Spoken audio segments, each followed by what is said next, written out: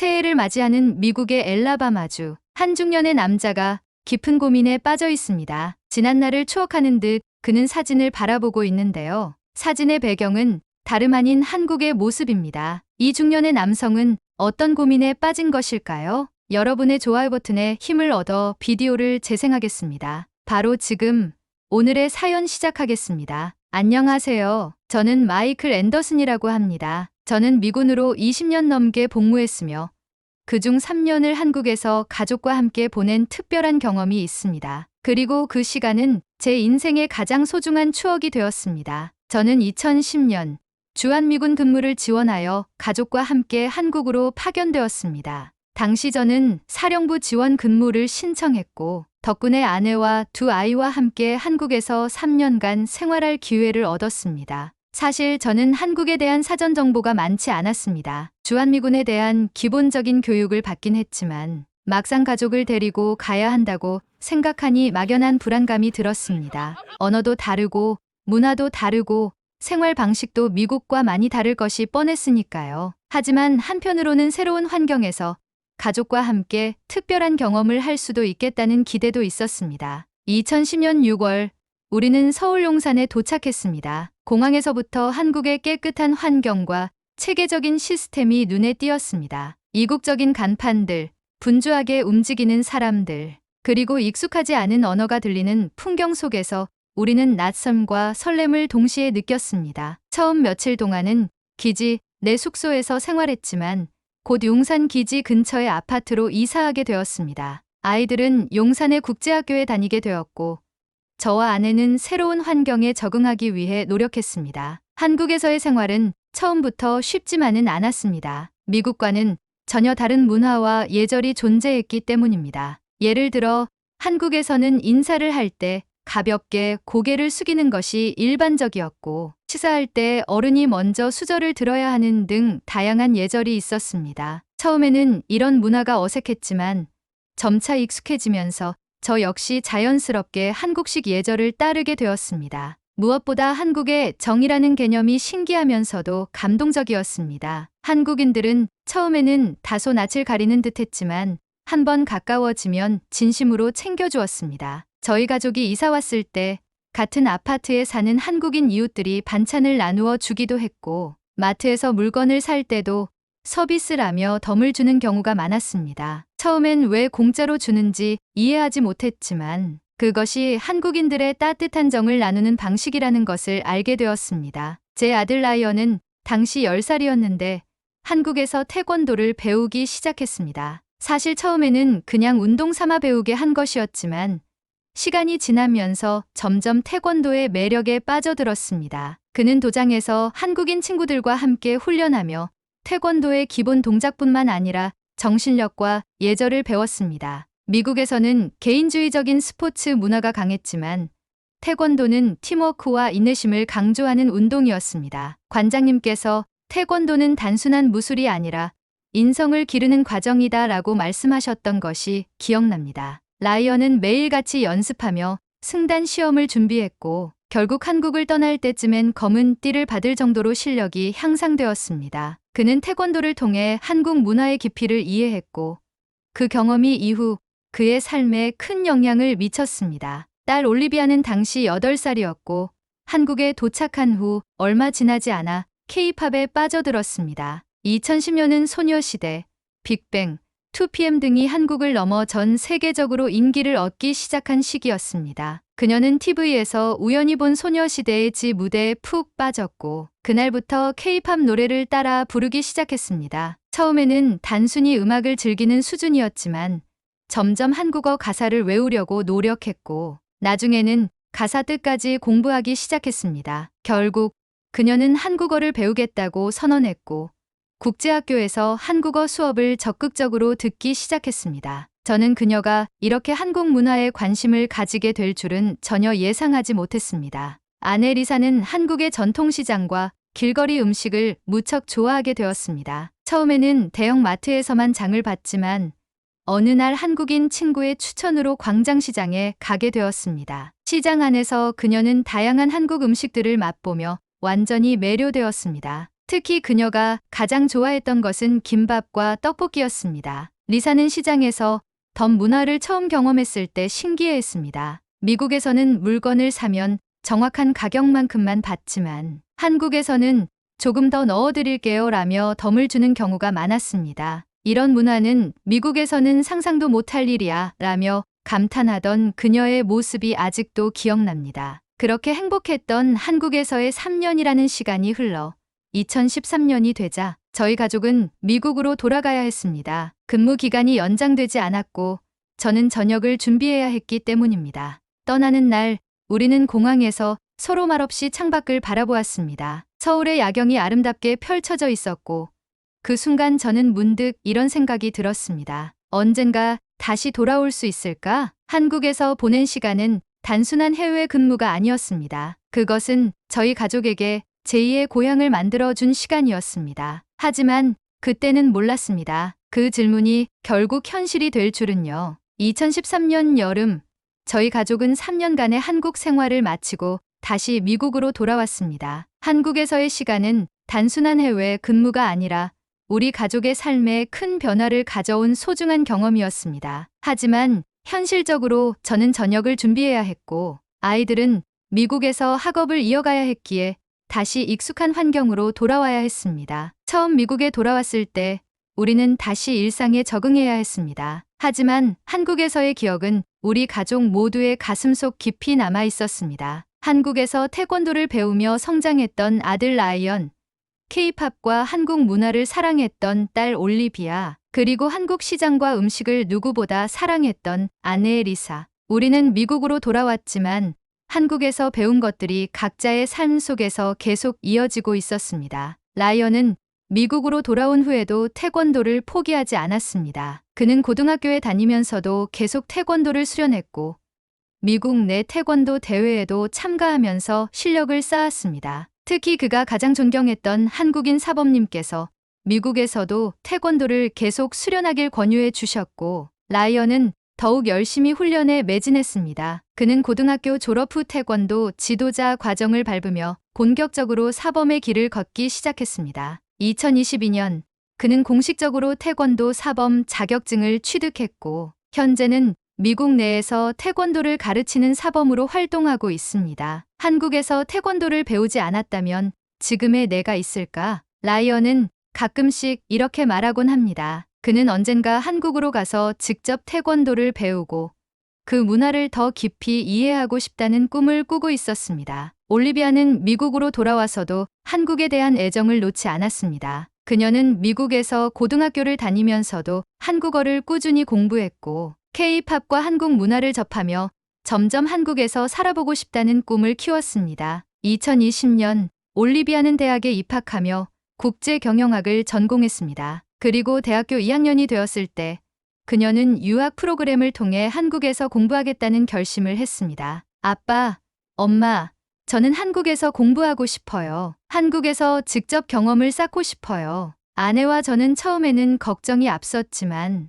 올리비아가 정말 한국을 사랑하고 있다는 것을 알고 있었기에 그녀의 결정을 존중하기로 했습니다. 2022년 올리비아는 한국으로 유학을 떠났습니다. 올리비아는 한국에서 대학을 다니면서도 단순히 학업만 하는 것이 아니라 적극적으로 한국 사회에 적응해 나갔습니다. 특히 그녀는 대학교 댄스 동아리에 가입하여 K-팝 스타일의 춤을 배우고 한국 친구들과 어울리며 점점 한국인처럼 생활하게 되었습니다. 한국 생활이 익숙해지면서 그녀는 자연스럽게 한국에서의 취업을 고려하기 시작했습니다. 그리고 졸업을 앞두고 한국의 외국계 기업에 지원하여 취업 기회를 잡게 되었습니다. 그리고 작년인 2024년 올리비아는 한국의 외국계 기업에서 정식으로 일을 시작하게 되었습니다. 그녀는 미국 국적을 가졌지만 한국어가 능숙했고 한국 문화에 대한 이해도가 높았기 때문에 회사에서도 빠르게 적응할 수 있었습니다. 그러던 중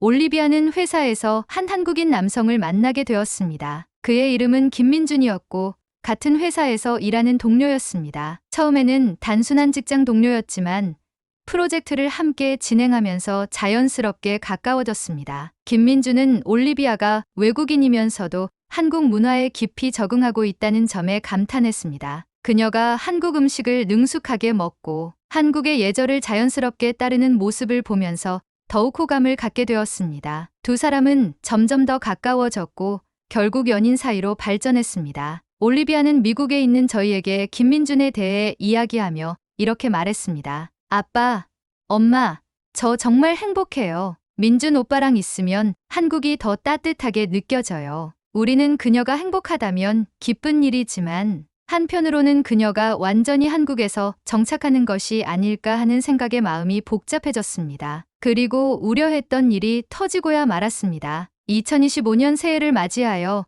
올리비아는 미국을 찾아왔습니다. 하지만 이번에는 혼자가 아니었습니다. 그녀의 옆에는 단정한 정장을 입은 한국인 청년이 서 있었습니다. 아빠, 엄마 소개할 사람이 있어요. 김민주는 긴장한 표정이었지만 정중하게 인사하며 자신을 소개했습니다. 안녕하세요. 저는 김민준이라고 합니다. 올리비아와 함께 미래를 함께하고 싶어 이렇게 찾아뵙게 되었습니다. 그 순간 저와 아내는 말없이 서로를 바라보았습니다. 우리는 이미 올리비아가 한국을 사랑하고 있다는 것을 알고 있었지만 이제 그녀의 미래가 완전히 한국에 있다는 것을 실감하게 되었습니다. 올리비아는 조심스럽게 말을 이었습니다. 아빠, 엄마, 저 결혼하고 싶어요. 순간 식탁에 정적이 흘렀습니다. 저는 딸의 얼굴을 바라보며 많은 생각이 스쳐 지나갔습니다. 한국에서 보낸 시간들, 미국으로 돌아온 후에도 여전히 한국을 그리워했던 순간들,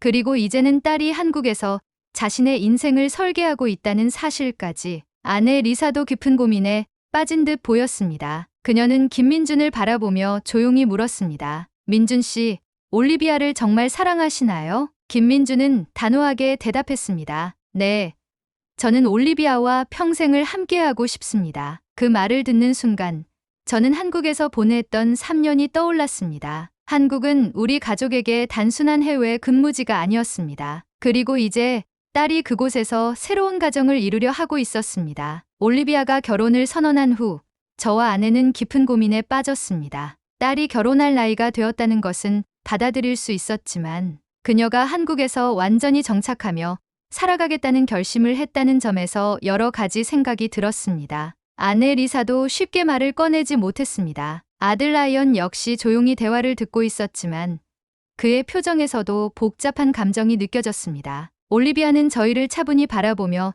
다시 한번 말했습니다. 아빠, 엄마 저는 한국에서 계속 살고 싶어요. 이제는 한국이 제 집 같아요. 그녀의 말에는 확신이 담겨 있었습니다. 저는 딸이 이렇게까지 단호한 태도를 보일 줄 예상하지 못했습니다. 올리비아, 내가 한국을 좋아한다는 것은 알고 있지만 정말로 평생 한국에서 살아갈 생각이니? 네, 아빠, 저는 한국에서 생활하는 것이 편하고 제 직장과 친구들, 그리고 민준 오빠까지 제 모든 삶이 한국에 있어요. 저는 깊은 한숨을 내쉬며 김민준 씨를 바라보았습니다. 그는 긴장한 듯 보였지만 흔들림 없는 눈빛으로 저를 마주했습니다. 김민준 씨, 네, 장인어른. 그가 그렇게 부르자 저는 순간 당황스러웠습니다. 아직 결혼을 허락한 것도 아닌데 벌써 장인어른이라고 부르다니. 하지만 그만큼 진심이라는 뜻이겠지요. 솔직히 말씀해 주세요. 올리비아가 한국에서 살아가는 것이 결코 쉬운 일은 아닐 겁니다. 문화적인 차이도 있고 가족이 멀리 있다는 것도 문제가 될 것입니다. 네, 충분히 알고 있습니다. 김민준 씨는 깊이 고개를 숙이며 차분한 목소리로 말을 이어갔습니다. 올리비아가 한국에서 잘 정착할 수 있도록 최선을 다하겠습니다. 외국인이라는 이유로 불편함을 느끼지 않도록 돕고 무엇보다 항상 존중하며 사랑하겠습니다. 저는 그의 말을 곱씹으며 잠시 생각에 잠겼습니다. 한국에서 3년 동안 살면서 만났던 사람들, 그리고 한국이 우리 가족에게 주었던 따뜻한 기억들이 떠올랐습니다. 그때 리사가 조용히 입을 열었습니다. 올리비아가 한국에서 행복하다면 우리도 그 선택을 존중해야 하지 않을까요? 저는 아내를 바라보았습니다. 그녀의 눈빛은 단호했습니다. 사실 리사 역시 한국에서의 생활을 그리워하고 있었습니다. 그때 아들 라이언이 조심스럽게 말을 꺼냈습니다. 그렇다면 우리도 한국으로 가면 되지 않을까요? 그 말에 저는 순간 놀랐습니다. 뭐라고 했니? 라이언? 아빠, 엄마, 사실 저도 한국에서 다시 살아보고 싶어요. 태권도 사범으로서 한국에서 더 배우고 싶은 것이 많아요. 라이언의 말은 제 머릿속을 복잡하게 만들었습니다. 저 역시 한국에서의 생활을 그리워하고 있었습니다. 한국에서 보냈던 3년이 단순한 근무 기간이 아니라 제2의 고향 같은 느낌이 들었기 때문이었습니다. 하지만 우리가 한국으로 다시 가서 정착하는 것이 쉬운 일이 아닐 텐데. 왜요? 아빠도 한국을 좋아하시잖아요. 라이언의 말에 저는 잠시 말을 잇지 못했습니다. 그때 리사가 조용히 제 손을 잡으며 말했습니다. 당신도 사실 한국으로 돌아가고 싶어 하시는 거 아닌가요? 저는 아무런 대답도 하지 못했습니다. 리사의 말이 끝난 후 식탁에는 잠시 정적이 흘렀습니다. 올리비아는 저와 아내의 표정을 살폈고 라이언도 조용히 저를 바라보았습니다. 저는 스스로에게 질문을 던졌습니다. 나는 정말로 한국에서 다시 살고 싶은 걸까? 한국에서의 3년은 저에게 단순한 해외 근무 기간이 아니었습니다. 저는 한국에서 군인으로서뿐만 아니라 한 가정의 가장으로서 새로운 문화를 배우고 가족과 특별한 추억을 만들었습니다. 그곳에서의 시간은 저에게 제2의 고향과도 같았습니다. 그러나 다시 한국으로 돌아간다는 것은 결코 쉬운 일이 아니었습니다. 저는 전역 후 미국에서 새로운 생활을 시작했고 이미 정착한 삶이 있었습니다. 과연 이 모든 것을 접고 다시 한국에서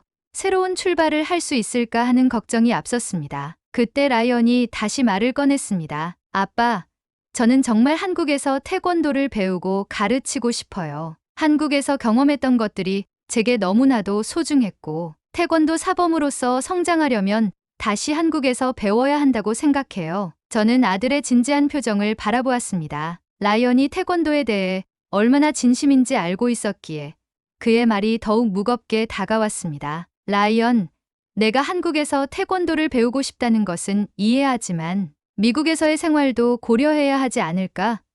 너도 이미 자리 잡은 생활이 있잖아. 그러나 라이언은 고개를 저었습니다. 아빠, 저는 지금보다 더 성장하고 싶어요. 한국에서 배운 태권도가 없었다면 지금의 저도 없었을 거예요. 태권도를 제대로 배우고 가르치려면 한국에서 더 많은 경험을 쌓아야 한다고 생각해요. 아내 리사가 조용히 말을 보탰습니다. 당신도 사실 한국에서의 생활을 그리워하고 있지 않나요?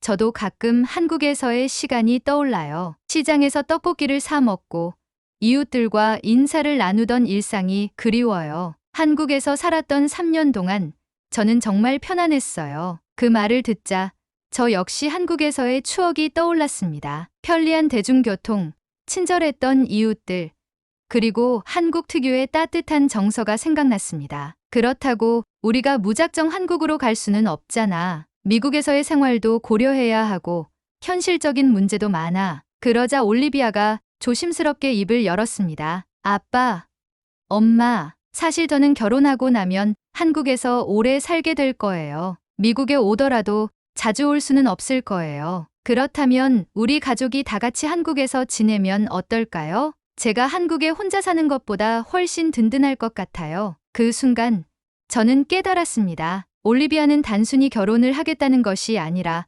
한국에서의 삶을 완전히 계획하고 있었습니다. 그녀에게 한국은 이제 더 이상 외국이 아니라 자신의 삶이 자리 잡힌 곳이었습니다. 그럼 우리도 한국에서 새로운 삶을 시작하는 것이 맞을까? 저는 조용히 질문을 던졌고 아내와 라이언은 서로를 바라보았습니다. 우리 다시 한국으로 가요, 아빠. 라이언의 말이 끝나자 리사도 미소를 지으며 고개를 끄덕였습니다. 그래요. 우리 다시 한국에서 살아봐요. 그렇게 우리의 결정은 내려졌습니다. 우리는 미국에서의 생활을 정리하고 다시 한국으로 돌아가기로 했습니다. 결정을 내린 후 우리는 본격적으로 한국 정착을 준비하기 시작했습니다. 저는 한국에서 퇴역 군인을 위한 일자리를 알아보았고 다행히 주한미군 관련 직종에서 일할 기회를 얻을 수 있었습니다. 아내 리사는 한국에서 다시 생활할 생각에 설레어하며 한국어 공부를 시작했습니다. 라이언은 이미 한국에 있는 태권도 도장과 연락을 주고받으며 사범으로서 새로운 기회를 찾고 있었습니다. 그리고 우리는 다시 한국 땅을 밟았습니다. 15년 전 처음 도착했을 때와는 다른 느낌이었습니다. 그때는 낯설고 어색했던 곳이 이제는 익숙하고 따뜻하게 느껴졌습니다. 올리비아는 저희가 한국에 돌아오자 가장 기뻐했습니다. 아빠, 엄마, 라이언, 이제 우리 다 같이 한국에서 함께 살 수 있네요. 김민준 씨도 환하게 웃으며 저희를 맞이했습니다. 장인어른, 장모님, 다시 한국에 오신 것을 환영합니다. 그렇게 우리는 다시 한국에서 새로운 삶을 시작하게 되었습니다. 어느 날 밤, 저는 혼자 창가에 서서 서울의 야경을 바라보았습니다. 처음 한국을 떠났던 날, 저는 창밖을 보며 언젠가 다시 돌아올 수 있을까라고 생각했었습니다. 그리고 지금 저는 다시 이곳에 서 있었습니다. 한국은 저희 가족에게 단순한 근무지가 아니었습니다. 그리고 이제는 우리의 집이 되었습니다. 가족이 함께라면 어디든 집이 될 수 있다. 저는 그렇게 다시 한번 깨닫게 되었습니다. 오늘의 사연은 여기까지입니다. 한국의 안보를 위해 주둔하는 주한미군들에게 한국에 대한 향수가 대단한 것 같습니다. 주한미군에 대한 여러분의 생각을 댓글로 남겨주세요. 오늘의 비디오가 공감이 되신다면 구독, 좋아요 한 번씩 부탁드리겠습니다. 그리고 여러분의 댓글은 제게 큰 힘이 됩니다. 다음엔 더 흥미로운 사연으로 여러분을 찾아뵙겠습니다. 시청해주셔서 감사합니다.